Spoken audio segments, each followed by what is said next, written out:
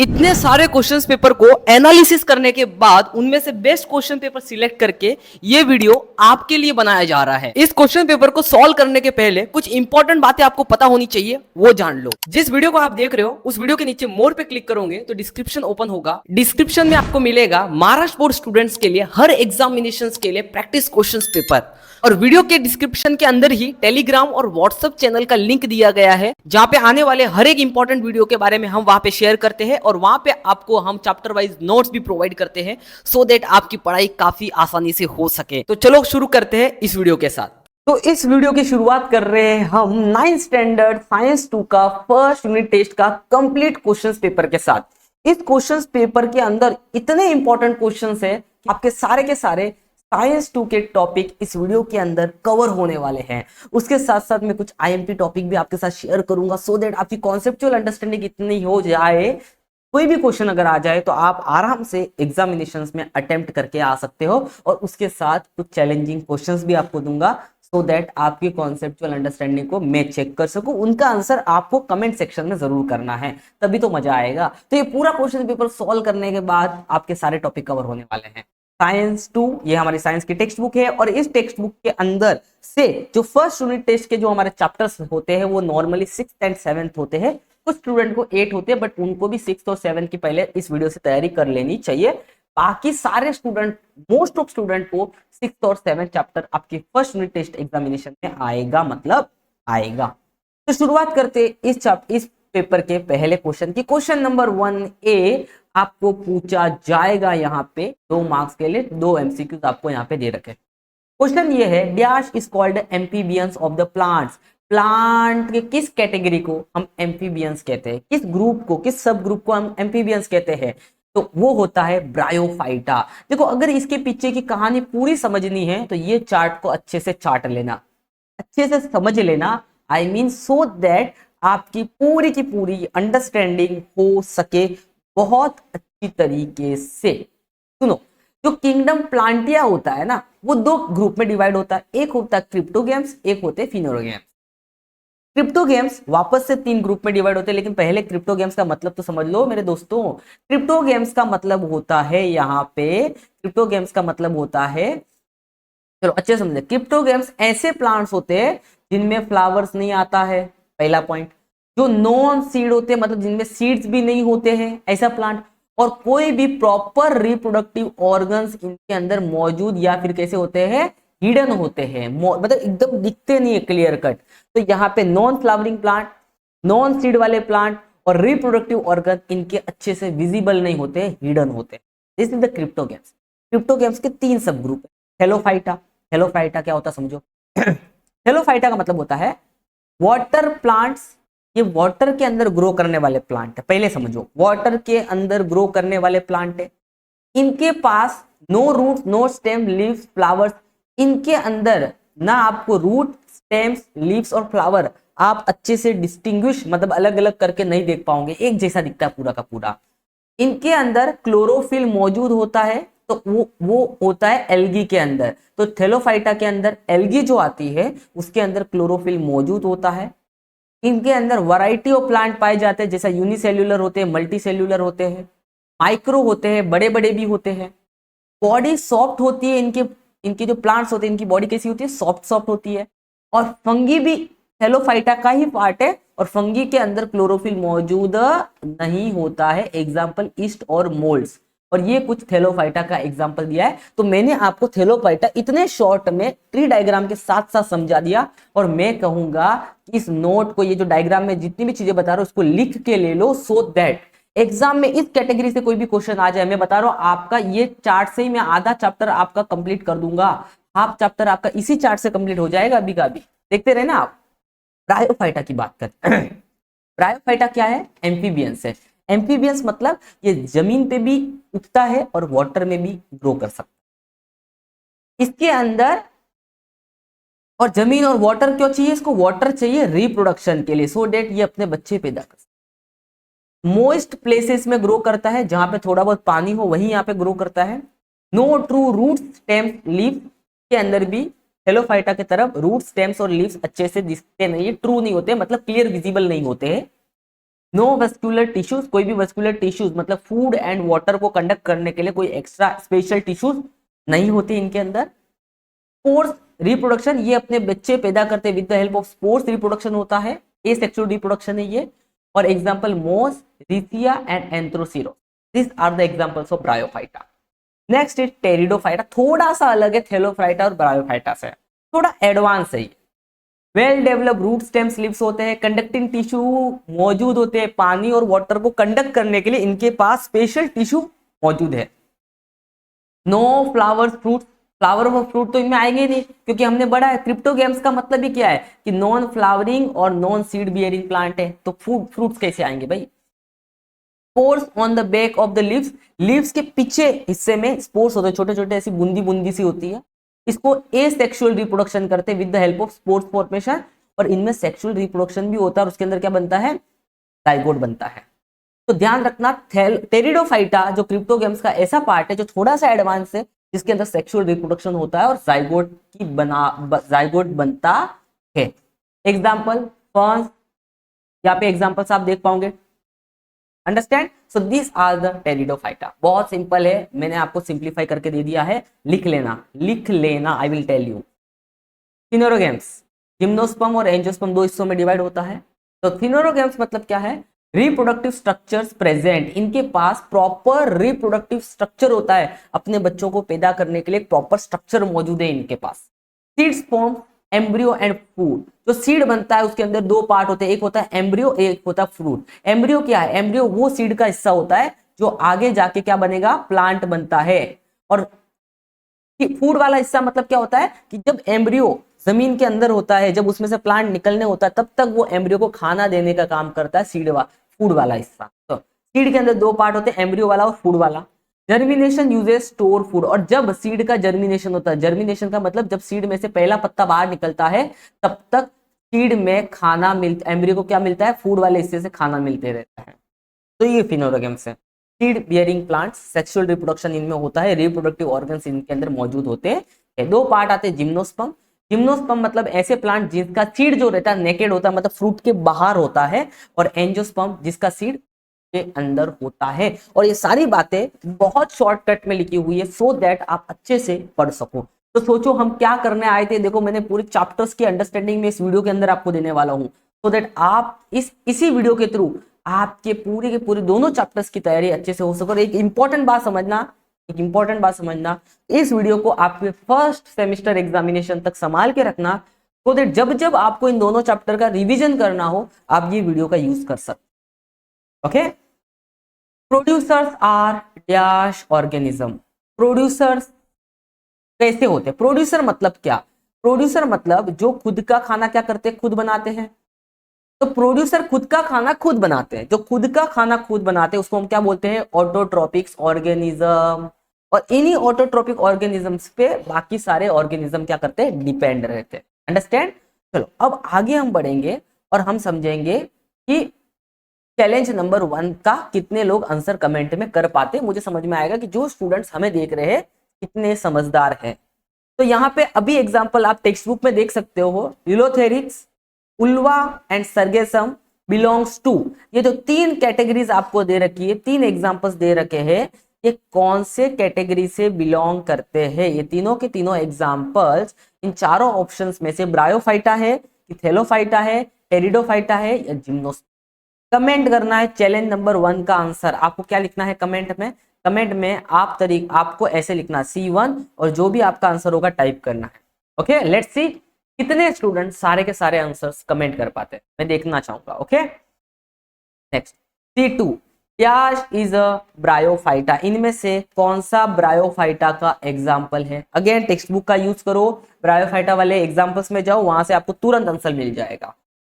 In the seeds are naked, इनमें से किसमें सीड नेकेड होता है, अभी मैंने बताया था, जल्दी परफेक्ट कमेंट करो यार, अभी करोगे तो मजा आएगा। मैं वेट करता हूँ, मैं चलो रुक जाता हूँ यहाँ पे आपके लिए, आपका वेट कर रहा हूँ। आप कमेंट करो, वीडियो को पॉज करके कमेंट करो तो ही मजा आएगा।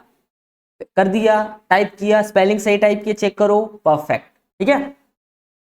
नेक्स्ट क्वेश्चन हमारे पास आ चुका है, प्रोड्यूसर आर डैश ऑर्गेनिज्म, हो गया था हमारा ऑटोट्रॉप्स। ठीक है, चैलेंज नंबर 4, ये सारे एक्स्ट्रा क्वेश्चन है जो मैंने आपके लिए ऐड किए और मैं बता दूंगा, ये आपको आंसर तुरंत मिल जाएंगे। Oxygen form of the atmosphere, atmosphere में कितना परसेंट ऑक्सीजन होता है? जल्दी से चैप्टर नंबर 7 में ऑक्सीजन साइकिल में जाओ, ऑक्सीजन साइकिल में जाओ। चैप्टर नंबर कौन सा? चैप्टर नंबर यहाँ पे हम देखेंगे, चैप्टर नंबर कौन सा है?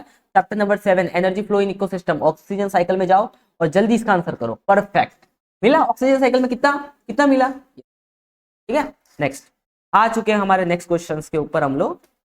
आंसर द फॉलोइंग, यहाँ पे 3 मार्क्स का ये क्वेश्चन आपके लिए आता है, 3 क्वेश्चन करने हैं आपको यहाँ पे। Let's begin.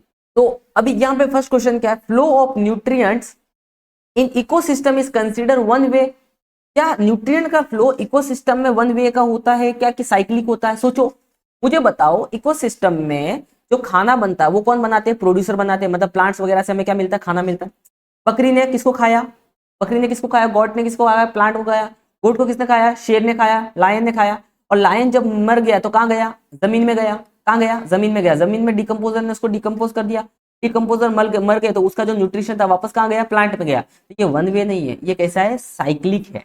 तो न्यूट्रिएंट का फ्लो जो होता है इकोसिस्टम में वो कैसा होता है? साइक्लिक होता है, वन वे नहीं होता है। ध्यान रखना, इकोसिस्टम में एनर्जी का फ्लो वन वे होता है। सूरज से एनर्जी आती है लेकिन वापस सूरज के पास नहीं जाती है। पर न्यूट्रिएंट का फ्लो कैसा होता है? वन वे नहीं होता है। I think this statement is completely false. Understand? Next, write the correct correlation. Protista eukaryotic है। प्रोटिस्टा क्या है? यूकैरियोटिक है। तो बताओ मोनेरा क्या है? मोनेका लिख दिया है, होना क्या चाहिए? मोनेरा। तो मोनेरा क्या होता है? मोनेरा होता है प्रोकैरियोटिक, मतलब सिंगल सेल वाला और जिसका न्यूक्लियस अच्छी तरीके से डेवलप ना हुआ हो। आपको ये अच्छे से आना चाहिए। आपको पता भी होगा ये 8th स्टैंडर्ड में था, लिविंग ऑर्गेनिज्म का क्लासिफिकेशन। और आप यहाँ पे देख पाओगे monera is belongings to what? Prokaryotic organism. Monera is considered as a prokaryotic organism. Okay, match the correct pair. Gaseous cycle और सेडिमेंट्री साइकिल में कौन सा ऑप्शन होगा?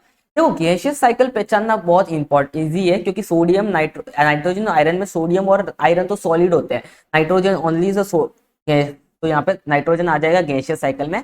सेडिमेंट्री साइकिल में क्या आएगा? सेडिमेंट्री मतलब ऐसी साइकिल जो मिनरल की साइकिल होती है, जिसमें से आयरन, पोटेशियम, फॉस्फोरस जमीन से किस में जाते हैं? लिविंग थिंग में जाते हैं। लिविंग थिंग्स मरने के बाद वापस जमीन में जाते हैं। सेडिमेंट्री मतलब you can say that rock वाला हिस्सा, पत्थर वाला हिस्सा, मिट्टी वाला हिस्सा, तो उसमें आयरन होता है कि सोडियम होता है? तो उसके अंदर होता है हमारा आयरन। तो सेडिमेंट्री साइकिल में क्या आएगा? आयरन। और एक मोस्ट इंपॉर्टेंट टॉपिक जो मैं बता रहा हूँ, आईएमपी जो आपके साथ शेयर कर रहा हूँ, गैसियस साइकिल और सेडिमेंट्री साइकिल का डिफरेंस आपको बहुत बढ़िया तरीके से आना चाहिए, मतलब आना चाहिए। गैसियस साइकिल क्या होता है? गैसियस साइकिल मतलब जिसके अंदर न्यूट्रिएंट मिलते हैं, nutrient mainly found in air. Gaseous cycle में जो भी न्यूट्रिएंट होते हैं वो कहां मौजूद होते हैं? एयर में मौजूद होते हैं। और सेडिमेंट्री साइकिल के जो न्यूट्रिएंट्स होते हैं वो सॉइल, रॉक और सेडिमेंट्स में मौजूद होते हैं, छोटे छोटे पत्थरों में मौजूद होते हैं। गैसियस साइकिल्स में क्या क्या आता है? तो नाइट्रोजन आता है, ऑक्सीजन आता है, कार्बन डाइऑक्साइड आता है, वाटर वेपर्स आते हैं। और सेडिमेंट्री साइकिल्स में क्या आता है? कैल्शियम, फॉस्फोरस और आयरन, जो भी यहाँ पे क्वेश्चन में भी एग्जांपल में आया था।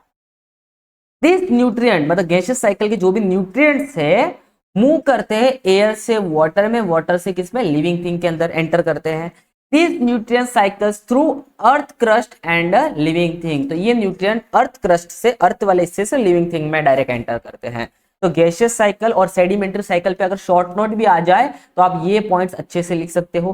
गैसियस साइकिल पे शॉर्ट नोट आ जाए तो ये पॉइंट लिख सकते हो, और डिफरेंस आ जाए तो ये पूरा काम आ सकता है। मतलब ये एक क्वेश्चन आपका 3 क्वेश्चन का काम करता है। कभी कभी सेडिमेंट्री साइकिल पे शॉर्ट नोट आ जाती है और गैसियस और सेडिमेंट्री साइकिल पे डिफरेंस भी पूछा जाता है। ठीक है, energy flow in ecosystem is one way. अभी मैंने बताया था आपको कि इकोसिस्टम में जो एनर्जी का फ्लो होता है वो कैसा होता है? वो वन वे वाला होता है। समझते इस क्वेश्चन। देखो, एनर्जी हमारे पास, एनर्जी कहां से आती है? हमारे पास जो एनर्जी आती है वो ऑब्वियसली हमें किससे मिलती है? वो सन से मिलती है। किससे मिलती है? सन से मिलती है। ये तो आपको पता है। तो sun is the main source of energy in our ecosystem. Understand? ये तो सिंपल था। अब जो ग्रीन प्लांट्स होते हैं वो सन की एनर्जी को क्या करते हैं? एब्जॉर्ब करते हैं। और वो क्या करते हैं? सन की एनर्जी को ट्रैप करके उसको किस में बदलते हैं? फूड में बदल देते हैं। इसलिए तो ग्रीन प्लांट से हमें खाना मिलता है। तो ग्रीन प्लांट्स जो प्रोड्यूसर हम जिनको बोलते हैं, ट्रैप सोलर एनर्जी को पकड़ते हैं और इस स्टोर एज अ फूड में इसको बदल देते हैं। This energy process from trophic level to the next feeding level. Trophic level मतलब क्या? कि जो फ्रूट फूड है उसको एक प्लांट खा, एक एनिमल खाएगा, फिर उस एनिमल को दूसरा एनिमल खाएगा, फिर तीसरा एनिमल खाएगा, और ये एनर्जी प्लांट से आगे आगे एनिमल्स में ट्रांसफर होती जाएगी। From plants to the herbivores, ये एनर्जी पहले प्लांट से किस में जाएगी, फिर हार्बीवोर्स में जाएगी, और हार्बीवोर्स में किस में जाएगी, कार्निवोर्स में जाएगी। और फाइनली जब कार्निवोर्स मर जाएगा तो उसको कौन खत्म करेगा, डीकंपोजर क्या बोल रहा हूं, डीकंपोजर्स, बैक्टीरियाज, वायरस वगैरह उसको, फंगी वगैरह उसको डीकंपोज करेगी। And down dead organisms and break down, जो भी मरा उसके ऑर्गेनिज्म को ब्रेक डाउन करेगी and release energy in the form of heat, और बहुत सारी एनर्जी एनवायरमेंट में गर्मी के फॉर्म में निकल जाएगी। But no energy is return to the sun. आपको पता है कि ये एनर्जी हमें आई कहां से, ये सन से आई, लेकिन इस एनर्जी का कोई भी हिस्सा वापस सन तक गया क्या, वो एनवायरमेंट में थोड़ी बहुत हीट के फॉर्म में लॉस हो गई, बराबर कि नहीं। इसके लिए कहते हैं कि एनर्जी का जो फ्लो होता है इकोसिस्टम में वो वन वे होता है। कैसा होता है, वन वे, यूनिडायरेक्शनल। समझ में आया। इंपॉर्टेंट क्वेश्चन था, आंसर इतना सुंदर मैंने आपको बना के दिया हुआ कि डाइजेस्ट में भी आपको इतना इजी आंसर नहीं मिलने वाला है। ठीक है, ये देखो यहाँ पे एनर्जी, सूरज से एनर्जी आई ग्रास के पास, प्रोड्यूसर के पास, फिर गया है यहाँ पे हर्बीवोर, कार्निवोर, हर्बीवोर के पास, फिर कार्निवोर, फिर ये मर जाएंगे, डिकम्पोजर के पास एनर्जी जाएगी, और ये एनर्जी वापस लौट के सूरज के पास नहीं जाती है। Understand. Next, equilibrium is necessary, equilibrium is necessary in the various biogeochemical cycle. Biogeochemical cycle में इक्विलिब्रियम बहुत ज्यादा इंपॉर्टेंट क्यों है वो समझना पड़ेगा। Biogeochemical cycle involves continuous movement of nutrient between living and non living component. Bio का मतलब लिविंग थिंग और जियो का मतलब अर्थ, मतलब नॉन लिविंग थिंग। तो नॉन लिविंग थिंग जियो और लिविंग थिंग बायो, इनके बीच में न्यूट्रिशन का फ्लो चलता रहता है। भाई यहाँ से न्यूट्रिशन यहाँ जाता है और ये जब मर जाता है तो वापस जमीन में मिल जाते हैं। तो ये न्यूट्रिशन का फ्लो लिविंग और नॉन लिविंग थिंग में चलते रहता है। न्यूट्रिएंट, जो भी न्यूट्रिएंट है, ट्रांसफर फ्रॉम ए बायोटिक मतलब जियो से, जियो मतलब earth, abiotic non living thing से, बायोटिक मतलब एनिमल्स प्लांट्स में, biotic factors and vice versa. तो जो न्यूट्रिएंट होता है वो ट्रांसफर होते रहता है किसके बीच में, abiotic biotic, biotic abiotic, biotic abiotic, और उल्टा वाइस वर्सा। मतलब एनी इम्बैलेंस, इम्बैलेंस मतलब अगर गड़बड़ हो गई तो break the link between them, तो उससे क्या होगा, लिंक क्या हो जाएगी, टूट सकती है। मतलब यहाँ पे देखो प्लांट होते हैं, फिर क्या आते हैं, primary consumer, secondary consumer, tertiary consumer, apex consumer, decomposer. अगर किधर भी बीच में लिंक टूट जाती है तो इस साइकिल में प्रॉब्लम आ सकती है। That's why so maintaining equilibrium in this cycle is essential for ecosystem balance. Understand. Simple था, अच्छा लग रहा है। तो आपने अभी तक लाइक क्यों नहीं किया, ठोको माइकाला लाइक ठोको, जल्दी कर लो, लाइक कर लेना वीडियो को और चैनल को सब्सक्राइब कर लेना, सो दैट हम लंबे समय तक बने रहे। सब्सक्राइबर, यू नो दैट, जैसे क्वालिटी आ रही है वैसे सब्सक्राइबर नहीं। आई नो दैट कि जो भी स्टूडेंट क्रिस्टल कॉन्सेप्ट को फॉलो कर रहे हैं वो अपने कम से कम अपने 10 फ्रेंड्स को तो जरूर शेयर कर देना, और मुझे कमेंट के थ्रू आप बताने की कोशिश करना कि आपने कितने दोस्तों के साथ शेयर किया। अपने जो भी 10 दोस्त है अपने स्कूल के ग्रुप्स में सबके साथ शेयर करना, सो दैट अच्छे से आप प्रैक्टिस कर सको, आपके फ्रेंड्स भी प्रैक्टिस कर सके, और हम इस चैनल को एक अच्छे लेवल तक लेके जा सके। ओके, आपसे कुछ इंपॉर्टेंट सवाल मैं यहाँ पे रुक के पूछना चाहूंगा, और इंपॉर्टेंट सवाल में से ये है कि फ्यूचर में आपको इस चैनल से क्या क्या चाहिए, और मैं गारंटी दे रहा हूँ जो भी मैं आपको प्रोवाइड करूंगा वो आपकी लाइफ को ईजी बनाएगा। Because I don't want to make student life difficult, because 7 घंटे का आपका पहले से स्कूल होता है, 3 घंटे कोचिंग वाले खा जाते, 10 घंटे की मजदूरी करने के बाद भी अगर मैं आपसे डिफिकल्ट काम करवाऊं तो मैं शर्मिंदा हूँ। अंडरस्टैंड। तो मुझे आपकी लाइफ को आसान करना, और मुझे ऐसी कुछ चीजें लगती है जो मुझे लगता है कि स्टेट बोर्ड स्टूडेंट्स को बहुत जरूरी है, और मैंने डिसाइड सोच रहा हूं, और आप देखते इन चारों टॉपिक्स में से किस चीज को ज्यादा कमेंट करोगे उसके वीडियोस फ्यूचर में आएंगे। जैसे आपको हर एक चैप्टर के शॉर्ट नोट चाहिए क्या, हर एक चैप्टर को इतना समराइज करके शॉर्ट नोट बना के मैं आपको दूंगा, ट्री डायग्राम वगैरह, सो देट एक वीडियो के अंदर 15 से 20 मिनट के अंदर अंदर आपका पूरा का पूरा चैप्टर्स अच्छे से कवर हो सके। एसएसटी के चैप्टर्स, एसएसटी के चैप्टर्स आपको चाहिए क्या, हर एक चैप्टर का कंप्लीट एक्सप्लेनेशन विद इन 20 से 30 मिनट्स में, और एक्सरसाइज के सॉल्यूशन उसी वीडियो के नीचे आपको मिलेंगे शॉर्ट में with explanation.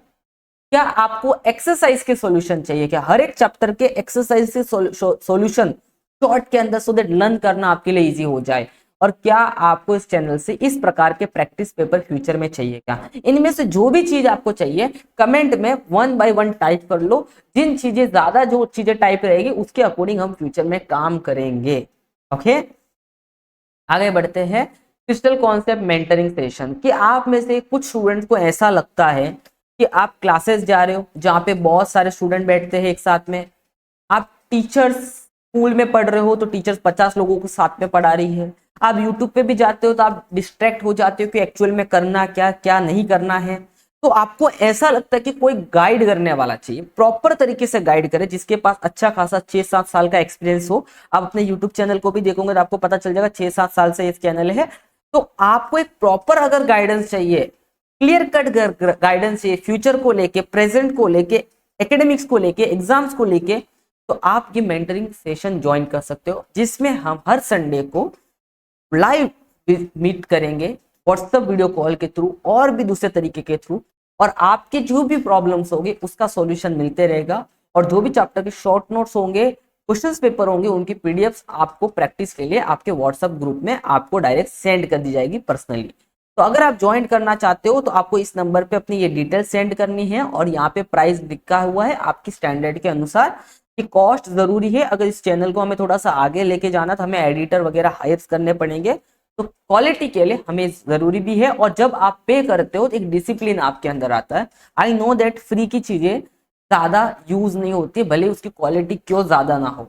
So this will help you to make yourself more and more disciplined and run your life and career and study in proper direction. Okay, we will meet in mentoring. I hope. B. Any 2 questions आपको solve करना है। Sketch label diagram of मर्चेंटिया, तो यहाँ पे हमारा ये diagram है मर्चेंटिया का, चैप्टर नंबर 6 से आप आराम से कर सकते हो। Right the characteristic of Thallophyta, Thallophyta के बारे में मैंने ट्री डायग्राम में भी अच्छे से डिस्कशन शुरुआत में कर दिया था। वाटर में ग्रो करने वाले प्लांट है, रूट स्टेम लीफ डिस्टिंग्विश नहीं होते हैं इनके अच्छे से, क्लोरोफिल प्रेजेंट होता है एल्गी के अंदर, और ये अलग अलग यूनिसेल्युलर मल्टीसेल्युलर माइक्रोफ्लावर्स हर लेवल पे एग्जिस्ट करते हैं। बॉडी सॉफ्ट और फाइब्रस होती है, और फंगी इसका एग्जांपल है, बट वो ऑटोट्रोपिक नहीं होता। वो कैसा होता है? क्योंकि उसके अंदर क्लोरोफिल नहीं होता। ईस्ट और मोल्ड वो हेटेरोट्रोपिक होता है। और एग्जाम्पल्स ये रहे। फूड चेन क्या होता है? बहुत इंपॉर्टेंट टॉपिक है, बहुत इंपॉर्टेंट क्वेश्चन है food chain. Producer, food chain का मतलब समझो इसमें, प्रोड्यूस इन नेचर, प्रोड्यूसर जो होते हैं जैसे प्लांट, कंज्यूमर होते हैं एनिमल्स, और सेप्रोफाइट्स होते हैं डीकंपोजर, ऑलवेज कनेक्टेड। ये कनेक्टेड होते हैं एक दूसरे से, एक मरता उसको खाता, कनेक्टेड होते क्यों होते हैं?